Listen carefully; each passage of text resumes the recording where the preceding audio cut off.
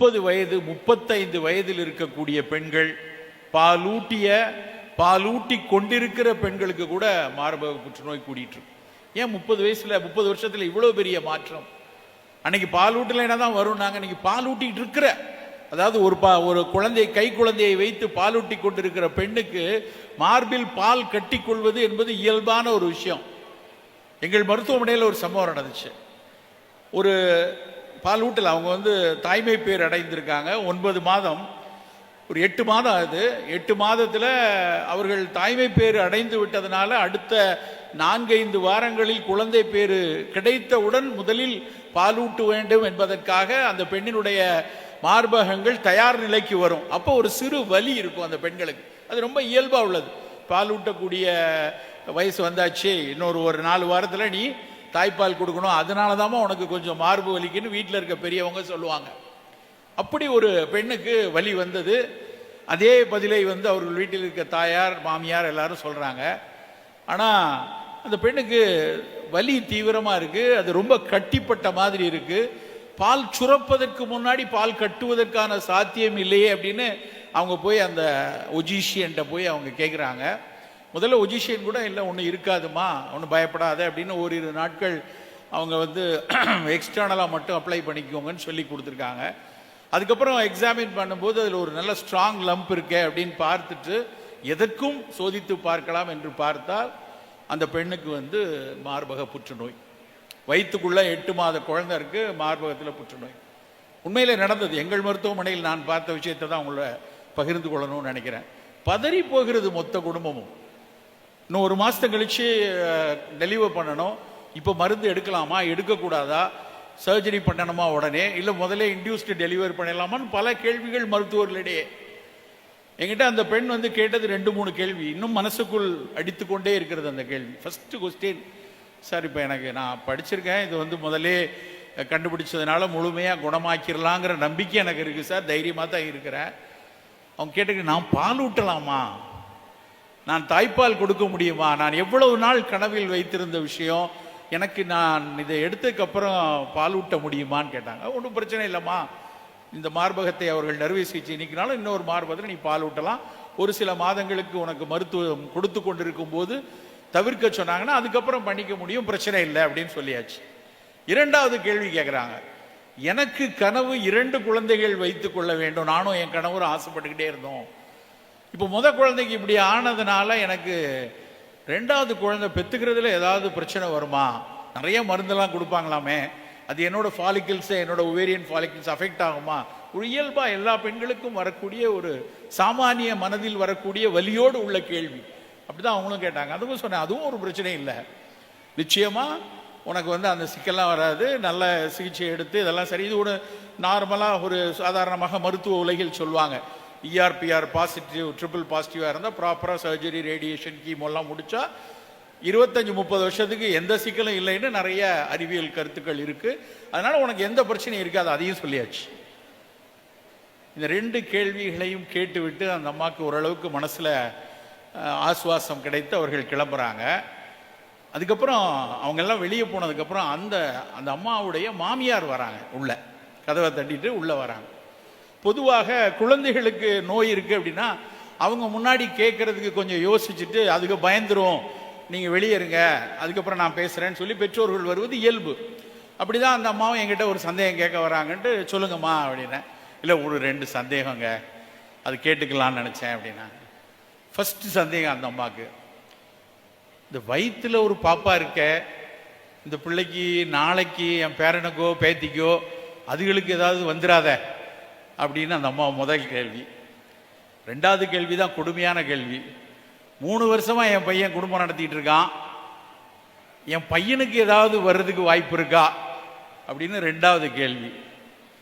எனக்கு இதில் என்ன பதில்னா, இந்த அம்மாவினுடைய புற்றுநோய், அந்த பாதிக்கப்பட்ட அந்த பெண்ணினுடைய புற்றுநோய் முழுமையாக தீர்ந்துவிடும், தீர்ந்தும் போயிடுச்சு, இது நடந்து ரொம்ப நாள் ஆச்சு. ஆனால் இந்த மாமியார் புற்றுநோய் இருக்கு பார்த்தீங்களா, அது காலம் முழுக்க அந்த பிள்ளைக்கு கூடவே இருந்துகிட்டு இருக்கும். எதற்கு இதை சொல்கிறேன் என்றால், ஒரு நோய் அவர்களை மட்டும் பாதிக்கிற விஷயம் கிடையாது, அவங்களுக்குள்ள வருத்தம் கொடுக்கிறது மட்டும் இல்லை, ஒட்டுமொத்த சமூகத்தையும் அந்த குடும்பத்தையும் வலி கொடுக்கக்கூடிய அளவில் நோயாக இந்த நோய் பெருகி கொண்டே இருக்கிறது. எங்க திரும்பினாலும் புற்றுநோய்களினுடைய தாக்கம் கூடிக்கொண்டே இருக்கிறது. ஒரு காலத்தில் நாங்கள்லாம் மருத்துவமனை ஆரம்பித்த புதுசில் ஒரு 25 வருஷம் 30 வருஷம் முன்னாடிலாம் ஒரு மாதத்துக்கு ஒருத்தர் 2 பேர் புற்றுநோயோட பெரிய ஃபைல்லாம் எடுத்து வருவாங்க. நாங்கள் சித்த வைத்தியர்களால அலோபதி, ஹோமியோபதி, வெங்கடாச்சலபதி வரைக்கும் பார்த்துட்டு சரி நாட்டு வைத்தியத்தில் ஏதாவது இருக்கான்னு பார்க்கலான்னு வந்தேன்ட்டு வருவாங்க. ஆனால் இன்றைக்கு ஒரு நாளைக்கு குறைந்தபட்சம் 3 பேர் 4 பேர் புதிய புற்றுநோயாளிகளை சந்திக்கக்கூடிய அளவில் வரோம். என்ன விடுங்க, நான் ஒரு பெரிய ஆங்காலஜிஸ்ட், ஒரு ஃப்ரெண்ட் இருக்கார், ரொம்ப க்ளோஸ் ஃப்ரெண்ட், ஒரு நாளைக்கு 150 பேஷண்ட் பார்க்குறாரு. நான் அவர்கிட்ட அடிக்கடி கேட்பேன், சார் இப்போ உங்களுக்கு இப்படி ஒரு கூட்டம் இருக்குது, இப்படி உங்களுக்கு ஒரு நாளைக்கு 150 பேர் பார்க்குறேங்கிறீங்களே, உண்மையிலேயே இந்த நோய் கூடியிருக்கா, இல்லைன்னா இதுக்கான நிறைய விழிப்புணர்வு வந்ததுனால ஆரம்பத்திலேயே கண்டுபிடிச்சதுனால நிறைய நோயாளிகள் இருப்பது போல ஒரு தோற்றம் கொடுக்கிறதா அப்படின்னு நான் கேட்டேன். அவர் சொன்னார், இல்லவே இல்லை, புதிய நோயாளிகள், புதிதாக வரக்கூடிய நோயாளிகள் கூடிக்கொண்டே இருக்கிறாங்க. மிகப்பெரிய அளவில் குழந்தைகள் புற்றுநோய் கூடிக்கொண்டிருக்கிறது. ரொம்ப வேதனையான விஷயம். இதுதான் கேட்பதற்கே வலி கொடுக்கக்கூடிய விஷயம். வாழ்வதற்கு, அடுத்த கட்ட வாழ்க்கையை மிகச்சிறப்பாக கொண்டாடக்கூடிய மனநிலையில் வரவேண்டிய இளைஞர்களுக்கும் குழந்தைகளுக்கும் பெண்களுக்கும் ப்ரொடக்டிவ் ஏஜ் ஸ்பேன் அப்படிம்பாங்க, அவர்களால் தான் வீட்டுக்கும் சமுதாயத்திற்கும் நாட்டிற்கும் மாற்றம் கொடுக்கக்கூடிய ஒரு வயது அப்படின்னா 25லேருந்து 45 வயசு. அதில் இருக்கக்கூடிய மக்களுக்கு புற்றுநோய்கள் கூடிக்கொண்டிருப்பது என்பதுதான் ரொம்ப வேதனையான ஒரு விஷயம். என்னுடைய உரையில் அடிக்கடி நான் சொல்லக்கூடிய விஷயம், நிறைய என் உரையை கேட்டவர்கள், சமூக ஊடகங்களில் பார்த்தவங்க சில பேர் என்கிட்ட சொல்லுவாங்க, இதே விஷயத்தை எத்தனை தடவை பேசிகிட்டு இருக்கேன், சும்மா இதே சொல்லிட்டு இருக்கேம்பாங்க. நான் அவர்களிடம் திரும்ப சொல்லக்கூடிய விஷயம், இந்த கூட்டத்தில் ஒருவேளை ஒரு 10 பேருக்கு அந்த உரை கேள்விப்படாமல் இருந்திருந்தால் நான் அந்த சென்டென்ஸை திரும்ப இங்கே சொல்றதுல தயங்கவே மாட்டேன்.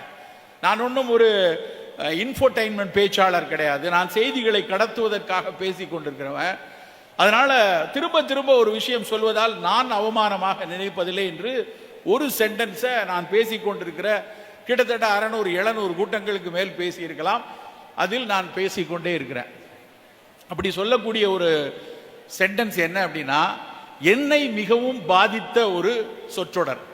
நான் உங்களை போல் ஒரு புற்றுநோய் மருத்துவமனையில், அடையாறு புற்றுநோய் மருத்துவமனை உங்களுக்கு தெரியும், அந்த மருத்துவமனையில் ஒரு பெரிய மருத்துவ கருத்தரங்கு நடக்கும்போது இங்கே அமர்ந்திருப்பது போல் முதலில் அமர்ந்திருந்து ஒரு உரையை கேட்டுக்கொண்டிருக்கிறேன். ஒரு பெரிய மருத்துவர், பெண் மருத்துவர், புற்றுநோய்க்காக உலகெல்லாம் ஆராய்ச்சி செய்து கொண்டிருப்பவர்.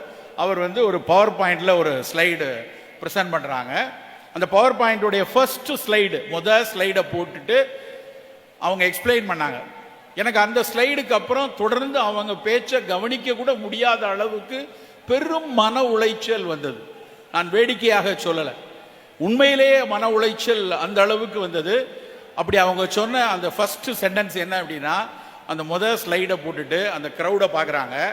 இங்கே இருக்க மாதிரி ஒரு க்ரௌடு, ஒரு 400-500 பேர் இருப்பாங்க. நிறைய பேர் 50, 40, 50 வயதை ஒட்டிய மருத்துவர்கள், செவிலியர்கள், இந்த நோயில் இருந்து சிகிச்சை பெற்று வந்தவங்க, சிகிச்சை எடுத்து கொண்டிருக்கிறவங்க, கதிர்வீச்சு எடுத்துட்டு இருக்கவங்க எல்லாரும் அமர்ந்திருக்கிற அந்த கட்டடத்தில் அவங்க எல்லாத்தையும் பார்த்து சொல்றாங்க, ஆங்கிலத்தில் பேசுகிறார்கள். This is the only unfortunate generation, those who are going to see their own children death on their lifetime அப்படின்னாங்க. இந்த ஒரு தலைமுறை தான் தன் அடுத்த தலைமுறையின் மரணத்தை அருகிலிருந்து பார்க்க போகிற துரதிர்ஷ்டவசமான தலைமுறை அப்படின்னாங்க. ரொம்ப வலியா இருந்தது. என் கண்ணு முன்னாடி என் பையனோ என் பொண்ணோ எனக்கு முன்னாடி இறந்து போயிடுவாங்கிற ஒரு விஷயம் எவ்வளவு வலிக்கும். யாராலையும் ஏற்றுக்கொள்ள முடியாத ஒரு துர்மரணம் என்றால் அதுதான். ஒரு பழைய ஞானிகிட்ட போய் சொன்னாங்களாம், ஒருத்தர் போய் ஒரு ஞானிகிட்ட போய், சாமி எனக்கு ஏதாவது ஒரு அருள் வாக்கு கொடுங்க அப்படின்னு ஒரு ஊரில் இருக்க பெரிய செல்வந்தர் போய் கேட்டாராம். அந்த செல்வந்தரை பார்த்து அந்த ஞானி சொன்னாராம், முதல்ல உங்கள் தாத்தா சாகணும், அதுக்கப்புறம் உங்கள் அப்பா சாகணும், அதுக்கப்புறம் நீ சாகணும் அப்படின்னாராம். கிறுக்கனா இருப்பானா, நானே போய் ஒரு ஞானம் வாங்கணும்னு சொல்லி ஒரு அருள்வாக்கு வேணும்னு போனால் இப்படி சொல்கிறாரு அப்படின்னா. அப்போ அங்கே இருக்கிறவங்க சொன்னாங்களாம், பெரிய அறிஞர்கள், முதலில் உன் தாத்தா 100 வயது வரை வாழ்ந்து மகிழ்ந்து இறக்கணும், அதுக்கப்புறம் நீ 100 வயது வரைக்கும் வாழ்ந்து மகிழ்ந்து இறக்கணும், அப்புறம் உன் பிள்ளையும் 100 வயசு வரைக்கும் இருக்கணும்னு சொல்கிறது தான்டா இருக்கிறதுலையே மிகப்பெரிய வாழ்த்து. அதைத்தான் அவர் இப்படி சொன்னார் என்று அப்படி சொன்னாங்களாம். அப்படி இல்லாத மரணம் இருக்கு இல்லையா, அதைத்தான் தமிழில் துர்மரணம் என்று சொல்கிறார்கள். தான் உயிரோடு இருக்கும்போது தன் குழந்தை நோய்வாய்ப்படுவது, தன் பிள்ளைகள் நோய்வாய்ப்படுவது எவ்வளவு வேதனைக்குரிய விஷயம். அதைத்தான் அந்த அம்மா, this is the only unfortunate generation, those who are going to see their own children death on their lifetime. நண்பர்களே, அது நடந்து கொண்டிருக்கிறது. கண் முன்னால் நான் பார்த்து கொண்டிருக்கிறேன். கண் முன்னால் நிறைய என் போன்ற மருத்துவர்கள் பார்த்து கொண்டே இருக்கிறார்கள். அடிக்கடி பார்த்து கொண்டே இருக்கிறோம். கோவிட் நேரத்தில் மறக்கவே மாட்டேன் அந்த சம்பவங்கள்லாம். என்னிடம் அடிக்கடி ஒரு அம்மா வருவாங்க. அவங்கள எனக்கு ரொம்ப பிடிக்கும். 90 வயது இருக்கும் அந்த பாட்டிக்கு. ஆனால் நல்லா மிக மிக திருத்தமான ஒரு அழகான காட்டன் புடவை அணிந்து, பார்ப்பதற்கு மிக மிக ரம்மியமா, எந்த நேரமும் புன்னகையை பூசிக்கொண்டு அந்த அம்மா வருவாங்க. அவர்கள் வரும்போது எப்பவும் தன்னுடைய சின்ன தோல்ல ஒரு சின்ன சுருக்கம் இருக்கு, கையில் இங்கே ஒரு கருப்பா இருக்கு, இதுக்கு ஏதாவது என்ன இருக்காலாம் கேட்பாங்க. நான் வேடிக்கையாக என்னுடைய பக்கத்தில் இருக்கக்கூடிய சக மருத்துவர்கள்ட்ட எல்லாம் சொல்லுவோம், இந்த பாட்டிக்கு பாரு 90 வயசுல லைட்டா சுருங்குதுங்கிறாங்க, நம்மலாம் எங்கடா போறது அப்படின்னு சொல்லி கிண்டல் அடிப்போம். கோவிட் நேரத்தில் எனக்கு ஒரு தொலைபேசி வந்தது. அவர்களுடைய பையன், அவர் பையனுக்கே 65-70 வயசு இருக்கும். அவர் ஃபோன் பண்ணார். ஃபோன் பண்ணி, சார் உங்களுக்கு ஞாபகம் இருக்கா நான் அப்படின்னு சொன்ன உடனே டக்குன்னு எனக்கு அவர்களை மிக பிடிக்கும் என்பதால் டக்குன்னு நினைவு வந்துச்சு.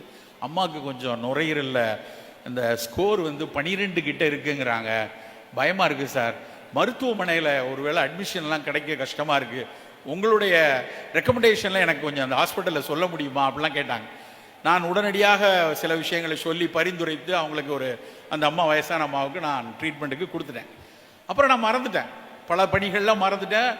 1 வருடம் 2 வருடம் ஆச்சு. திடீர்னு ஒரு நாள் அவர் பையன் ஃபோன் பண்ணுறாங்க, ஒரு அப்பாயின்மெண்ட் வேணும் அப்படின்னு. நானே வாங்க நீங்கள் மத்தியானம் இருப்பேன், சாயந்தரம் இருப்பேன், வாங்கன்னு சொன்னேன். நான் மனதுக்கு எனக்கு கேட்கணும்னு ஒரு தோணுச்சு மனசில். இருந்தாலும் அது ஒரு நாகரிகமாக இருக்காதுன்னா கேட்கல. ஏன்னா அந்த பையன் தான் பேசினார். பார்த்தா அந்த பையனை கூட்டி கொண்டு அந்த பாட்டி வராங்க. எங்கள் பாட்டி 93 வயதில் அவங்க டாக்டர் ரொம்ப தேங்க்ஸ், அப்போ நீங்கள் தான் எனக்கு ரெக்கமெண்ட் பண்ணீங்கன்னு சொன்னாங்க, ஐ எம் ஃபைன் நவ், இப்போ நான் நல்லா இருக்கேன், இந்த தோல் சுருக்கம் தான் இன்னும் குறைய மாட்டேங்குது அப்படின்னு என்கிட்ட சொன்னாங்க. அவர்களுடைய 2வது பையன், அவனுக்கு 55 வயசு 56 வயசு, அவருக்கு சிறுநீரக கோளாறு. இந்த பையனுக்கு தான் சார் வந்திருக்கேன், இவன் சர்க்கரையை கரெக்டாக கட்டுப்படுத்த மாட்டேங்கிறான், சுகர் கட்டுப்படுத்தாதனால இப்போ கிட்னி பிரச்சனை ஆரம்பிச்சிருக்கு அப்படின்னு சொன்னாங்க. கண் முன்னால் எனக்கு மறுபடியும் அந்த அம்மா சொன்ன விஷயம் ஞாபகம் வருது.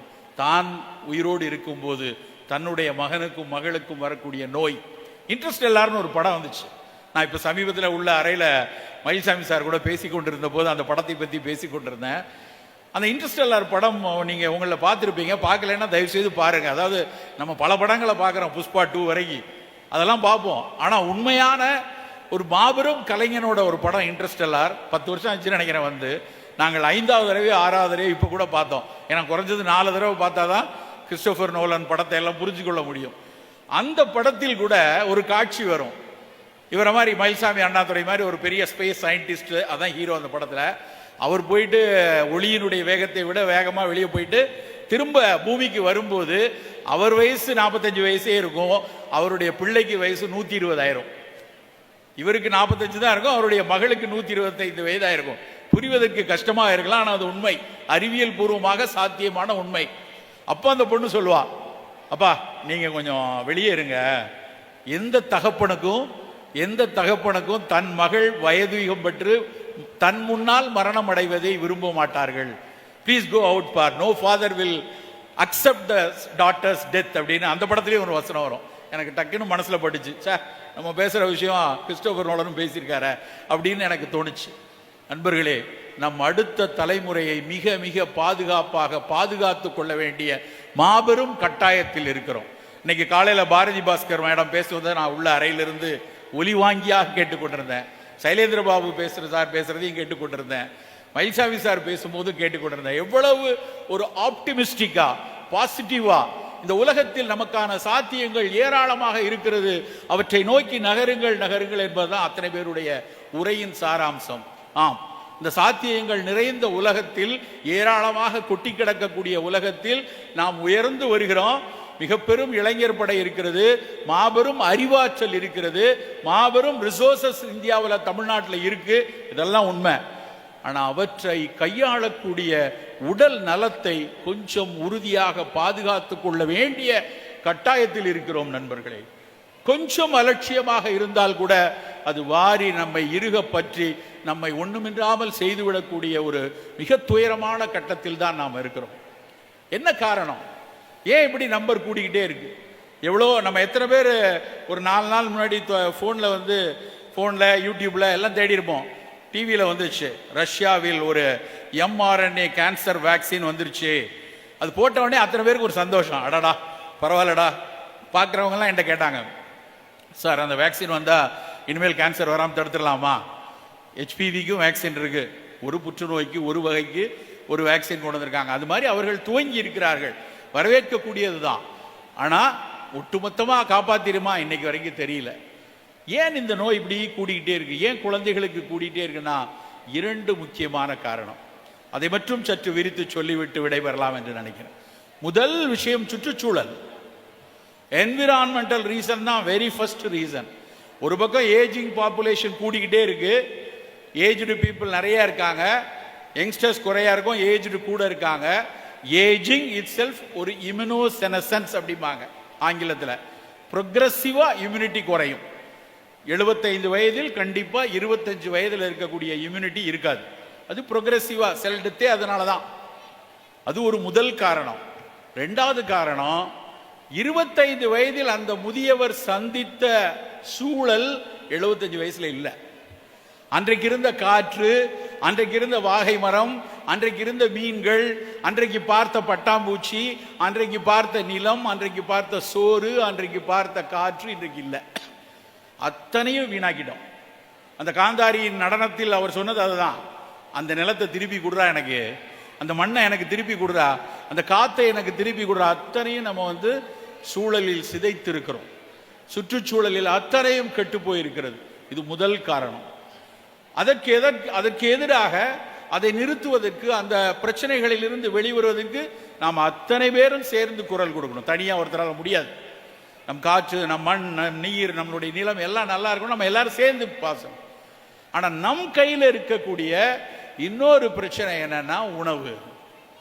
நம் உணவுல எந்த அளவுக்கு அக்கறையா இருக்கிறோமோ அந்த அளவுக்கு ஓரளவுக்கு இந்த புற்றில் இருந்து விலகி இருக்க முடியும் நண்பர்களே. இது விளையாட்டான விஷயம் இல்லை. நம்ம சாப்பிடக்கூடிய, அன்னாட சாப்பிடக்கூடிய, நமக்கு முன்னால் பரிமாறக்கூடிய, நம் முன்னால் ஊடகங்கள் முன்னிறுத்தக்கூடிய, நம் முன்னால் கொண்டாடப்படக்கூடிய, நம் முன்னால் மிளிரி கொண்டிருக்கக்கூடிய பல உணவுகளுக்கு பின்னாடி ரசாயன குப்பைகள் ஏகப்பட்ட விஷயம் ஒளிந்து கிடக்கிறது. நினைச்சு பார்க்க முடியாத விஷயம். ஐஸ்கிரீம் எடுத்துப்போமே. நான் சின்ன பிள்ளைல ஐஸ்கிரீம் எனக்கு பிடிக்கும். 2 மாசத்துக்கு ஒரு முறை முதல் வார ஞாயிற்றுக்கிழமையில் எனக்கு ஐஸ்கிரீம் எங்க அப்பா வாங்கி தருவாங்க. நாங்கள் ஒரு வளவு வீட்டில் இருப்போம். 5 வீடுகள் உள்ள வளவு வீட்டில். வளவு வீடுனா ஒரு சின்ன சின்ன வீடா 5 இது ஒரு ஸ்ட்ரீட்டுக்குள்ள இருக்கும். பாரமவுண்ட் அப்படின்னு ஒரு கம்பெனி, அந்த ஐஸ்கிரீம் கம்பெனி வண்டியில தள்ளிட்டு விற்பாங்க. பாலைஸ், கப்பைஸ் அப்படின்னு விற்பாங்க. அந்த பாலைஸ், கப்பைஸ், பாலைஸ் 10 பைசா அது எங்களுக்கானது, கப்பைஸ் 50 காசு அது பணக்காரர்களுக்கானது. அந்த 10 பைசா பாலைஸ் 2 மாசத்துக்கு ஒருக்க கிடைக்கும். அது உருகிராம வாய்க்குள்ள வச்சு கீழே கிண்ணத்தை வச்சு அதுல இருந்து விழுற சொட்டை திரும்ப எடுத்து நக்கி நினைச்சு பார்க்க முடியாத சந்தோஷம். இப்ப நினைச்சாலும் அவ்வளவுதான். 2 ஐஸ் இருந்துச்சு. இன்னைக்கு எவ்வளவு ஐஸ்கிரீம் இருக்கு? இன்னைக்கு சந்தையில் விற்பனை செய்யக்கூடிய அத்தனை ஐஸ்கிரீமும் எடுத்துக்கோங்க. எல்லா நிறுவனங்கள்லாம் வேண்டாம், எல்லா ஐஸ்கிரீமும். சுப்ரீம் கோர்ட் ஒரு வார்த்தை சொல்லிட்டான், ஐஸ்கிரீம் என்கிற வார்த்தையவே பயன்படுத்தக்கூடாது. அவங்கெல்லாம் என்ன பயன்படுத்தணும்னு சொன்னா ஃப்ரோசன் டெசர்ட். அது ஐஸ்கிரீம் இல்லை, அது ஃப்ரோசன் டெசர்ட் சொன்னா. அது ஃப்ரோசன் டெசர்ட்ல எத்தனை வெரைட்டி. ராத்திரி 2 மணிக்கு சென்னையில் 2nd avenue road traffic jam ஆகுது, வண்டியை திருப்ப முடியல. 2 மணிக்கு போய் வாங்கி சாப்பிட்றாங்க. பெரும்பாலானவர்கள் இளைஞர்கள், 20 வயதுலேருந்து 40 வயசு, 15 வயசுல 25 வயசு தான் நிற்கிறாங்க. ஒரு ஐஸ்கிரீம்ல குறைந்தபட்சம் 100கணக்கான ரசாயனங்கள் பயன்படுது. அது எப்படி இருக்குமா இருக்கணும், என்ன வடிவத்தில் இருக்கணும், எப்படி உடையணும், வாய்க்குள்ள போய் வெடிக்கணுமா, வாய்க்குள்ள போய் ஒழுகணுமா, எல்லாவற்றிற்கும் தனித்தனியாக ரசாயனங்கள் இருக்கு. நான் வேடிக்கையாக சொல்வதாக நினைக்க வேண்டாம், போய் கூகுள் பண்ணி பாருங்க.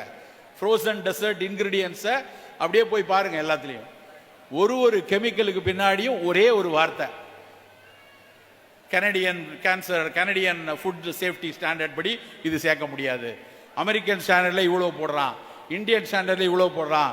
இப்படி விஞ்ஞானிகளுக்கு இடையே பல்வேறு விவாதங்கள் அந்த ஒரு ஐஸ்கிரீமில் இருக்கு.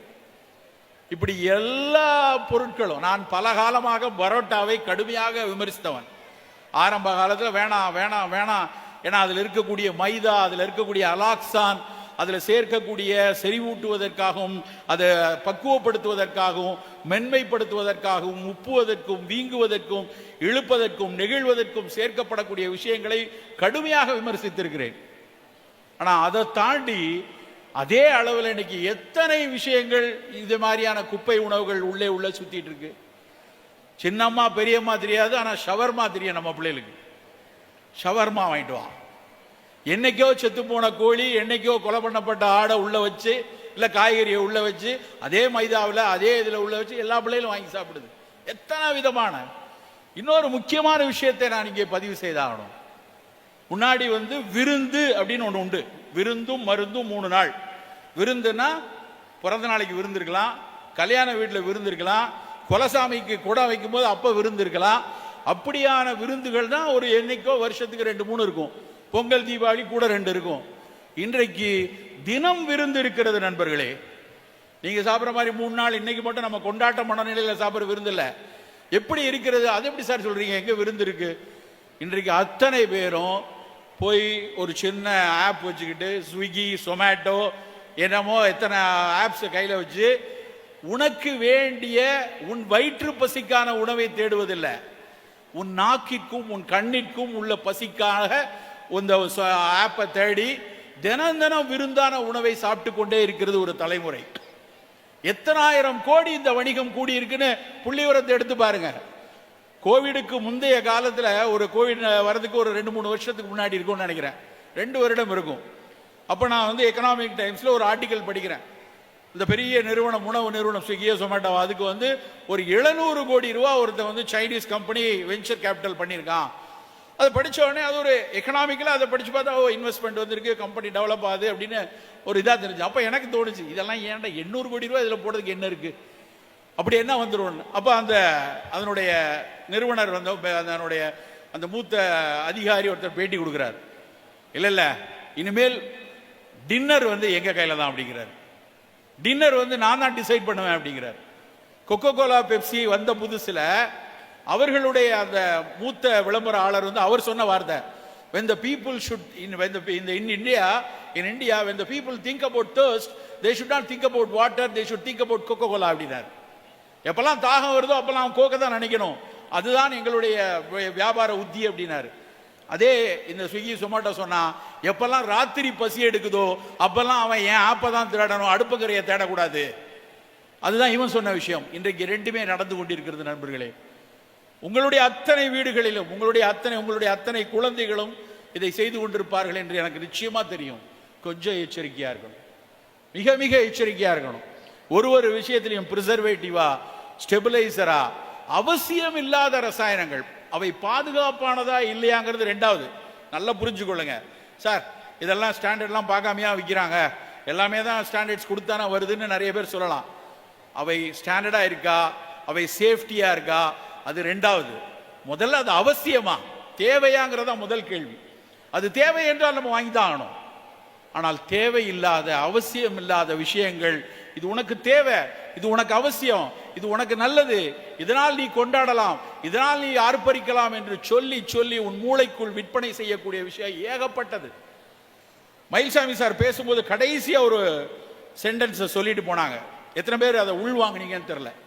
The artificial intelligence to the brain, whether it is a boom or ban அப்படிங்கிறது அவருடைய அந்த கடைசி அவருடைய அந்த விஷயத்தை அவருடைய பேசி முடிக்கும் போது உள்ள உரையின் சாராம்சம் அதுதான்.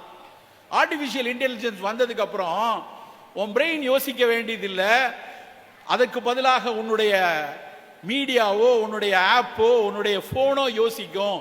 இந்த ஃபோன் யோசிக்க ஆரம்பிச்சப்புறம் உன் மூளை யோசிக்காத. அப்போ ஒரு தலைமுறை அப்படியே மூளை யோசிக்காததனால் பலவீனம் ஆயிடுவாங்களே, அப்போ ஒரு பெரிய ஏற்றத்தாழ்வு வருமே. இப்ப இருக்க மாதிரி ஜாதி மதம் பணம் பொருள் இல்லாம மூளையுள்ளவன், மூளையால் யோசிக்க தெரிஞ்சவன், ஆர்டிபிஷியல் மூளையால் மட்டும்தான் யோசிக்க தெரிஞ்சவன் ரெண்டா பிரிவாங்க. அது எவ்வளவு பெரிய ஆபத்து என்பதுதான் அவருடைய உரை.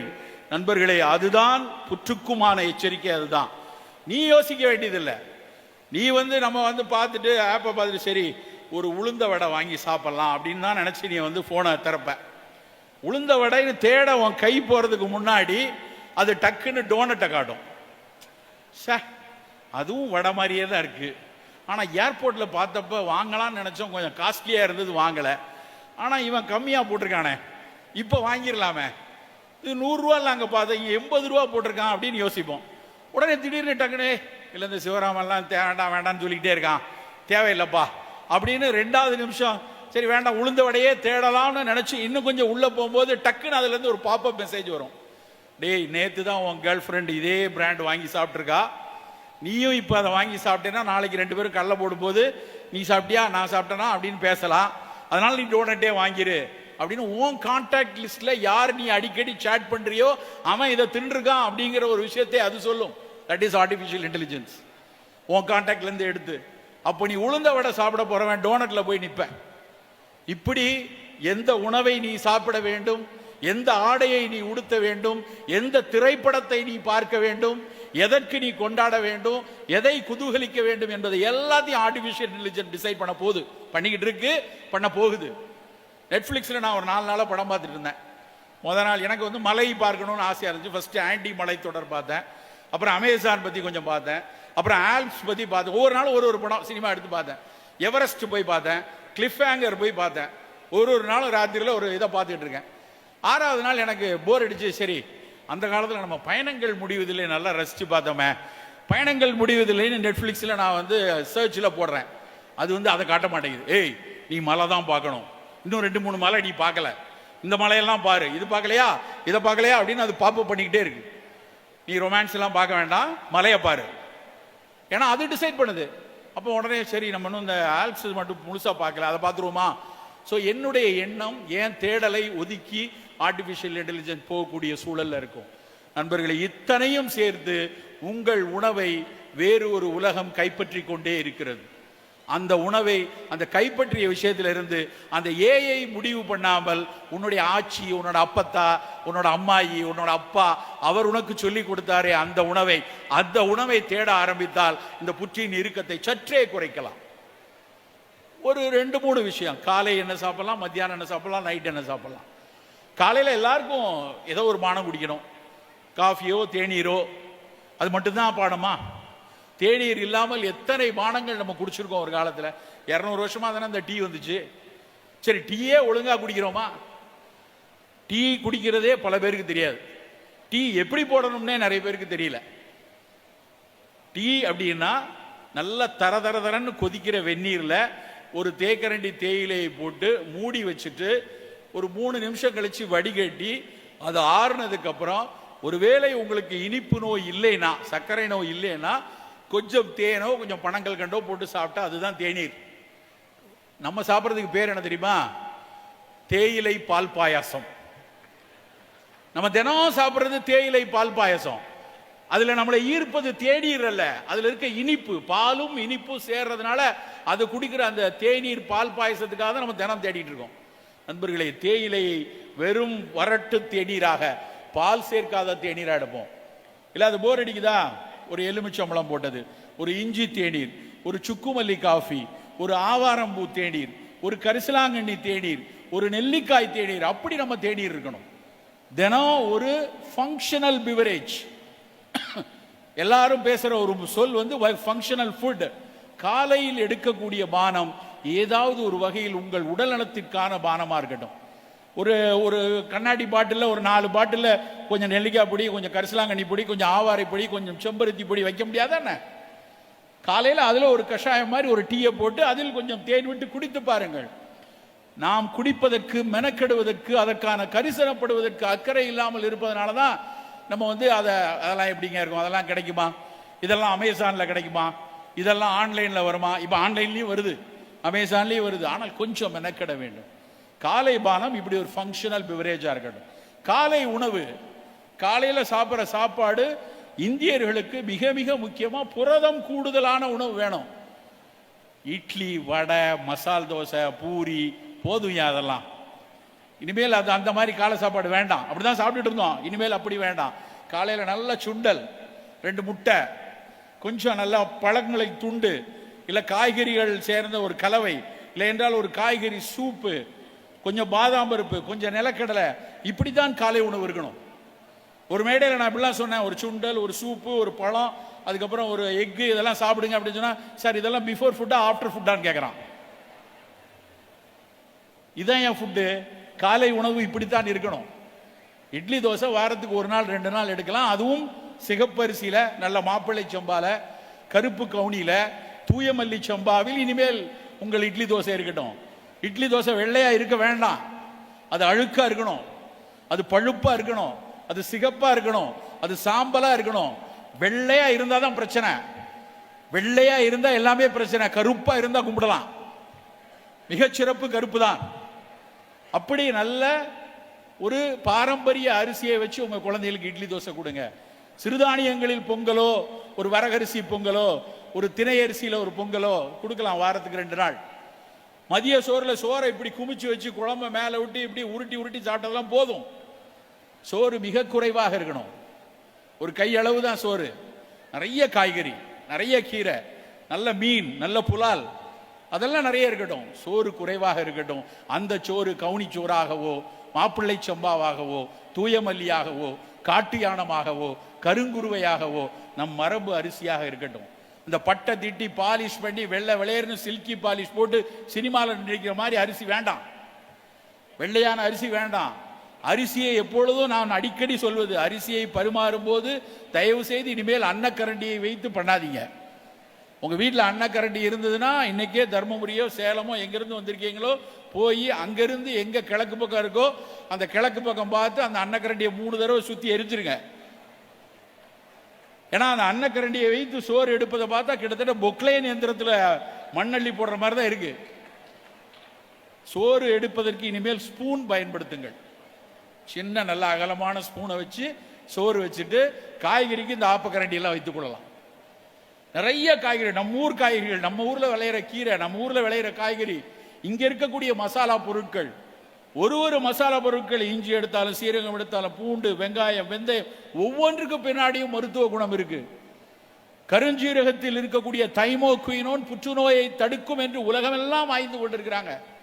சீரகத்தில் இருக்கக்கூடிய அந்த வேதி நுட்பொருள் குடலில் இருக்கக்கூடிய ஒரு ப்ரீபயாட்டிக்ங்கிறான். குடலில் இருக்கக்கூடிய உயிரி தான் நமக்கு பல நோய்கள் வராமல் பாதுகாக்குது.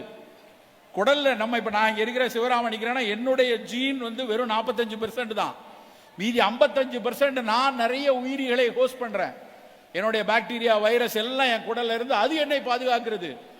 ஒரு காலத்தில் அந்த பாக்டீரியா, வைரஸ் எல்லாம் ஒரு டைஜஷனுக்கு நல்லதுன்னு நினைச்சான். இன்னைக்கு சொல்றாங்க நண்பர்களே, நன்றாக தெரிந்து கொள்ளுங்கள், உங்கள் குடலில் குடியிருக்கக்கூடிய பாக்டீரியாக்களும் வைரஸ்களும் தான் உங்களை பாதுகாத்துக் கொண்டிருக்கிறது.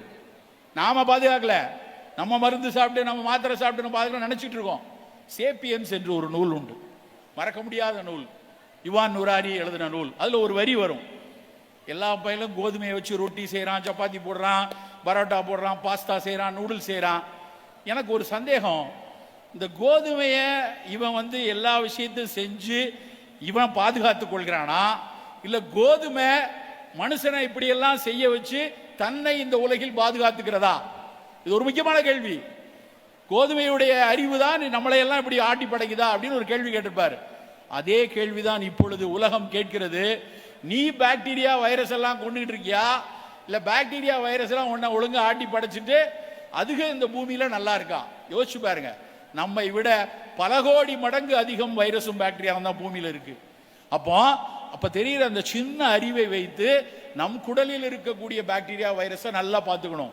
டைஜஷனுக்கு மட்டுமல்ல, புற்றுநோய்கள் வராமல் பாதுகாக்கணும்னா உன் குடலில் இருக்கக்கூடிய வைரஸும் பாக்டீரியாவும் நல்லா இருக்கணும். ப்ரோபயாட்டிக்ஸ் நல்லா இருக்கணுங்கிறது இன்னைக்கு திரும்ப திரும்ப சொல்றான். வெறும் வயிற்றுல உள்ள டைஜஷனுக்கு மட்டும் இல்ல, நம்ம அடாப்டிவ் இம்யூன் சிஸ்டம், நம்ம முட்டுவலி, நமக்கு இருக்கிற மெட்டபாலிக் டிசீஸ், நமக்கு வர இருக்கிற மென்டல் ஹெல்த் இல்னஸ், அத்தனைக்கும் ப்ரோபயாட்டிக் முக்கியமான ஒரு ப்ரிவென்டிவ் மெஷரா இருக்கும்.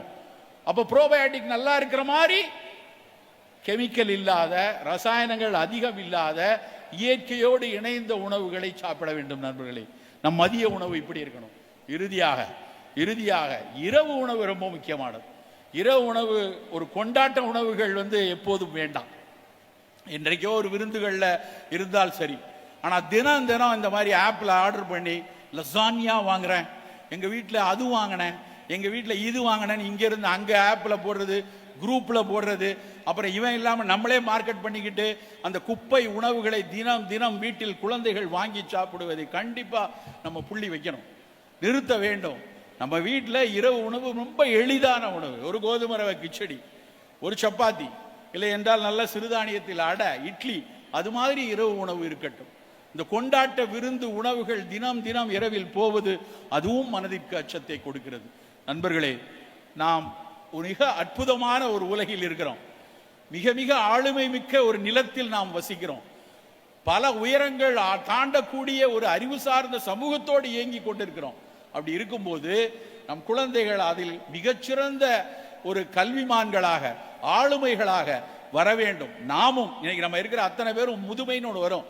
அந்த முதுமையில் ஆடி பாடி மகிழ்ந்து பழைய விஷயங்கள் எல்லாம் நல்லா சீவ் பண்ணி கொண்டாடி ஒரு ஒரு ஒரு மகிழ்ச்சி மனோநிலையில் ஒரு குவாலிட்டி ஆஃப் டெத் இருக்கணும்.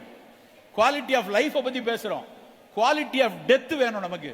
நம் மரணம் மகிழ்ந்துட்டாடா பபாய் அப்படின்னு சொல்லிட்டு போகிற மனநிலை வேணும்னா நோயற்ற வாழ்க்கை வேணும். எல்லா கொண்டாட்டங்களும் இருக்கலாம், ஆனால் அது ஏதாவது ஒரு வகையில் என் உடலை பாதிக்குமா சற்றே யோசிக்க வேண்டும் நண்பர்களே.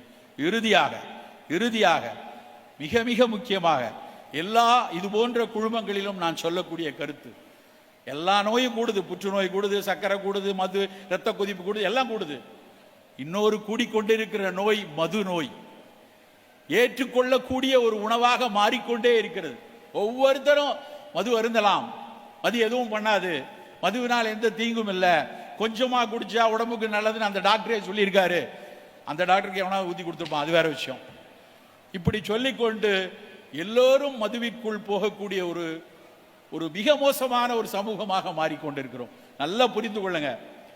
ஸ்மோக் எந்த அளவுக்கு கெடுதலோ, ஸ்மோக்ல இருக்கிற நிக்கோட்டின் எந்த அளவுக்கு புற்றுநோய்க்கான முதல் காரடி, குரூப் 1 கார்சினோஜன், அதே இடத்துல அது எங்க நிக்கோட்டின் இருக்கோ அதுக்கு கீழே தான் எத்தனாலும் இருக்கு. ஆனா எத்தனால நம்ம பேசுறதே இல்லை.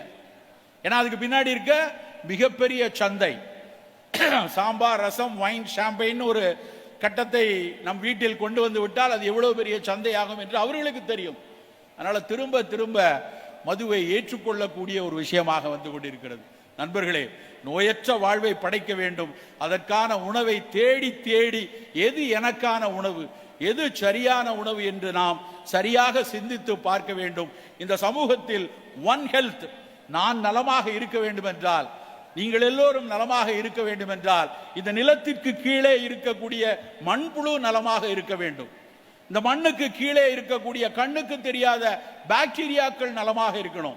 இந்த விண்ணுக்கு வானத்துக்கு மேலே பறந்து கொண்டிருக்கக்கூடிய பட்டாம்பூச்சியோ இல்லை என்றால் அது கொக்கோ பறவையோ அவை ஆடி பாடி பறக்க வேண்டும்.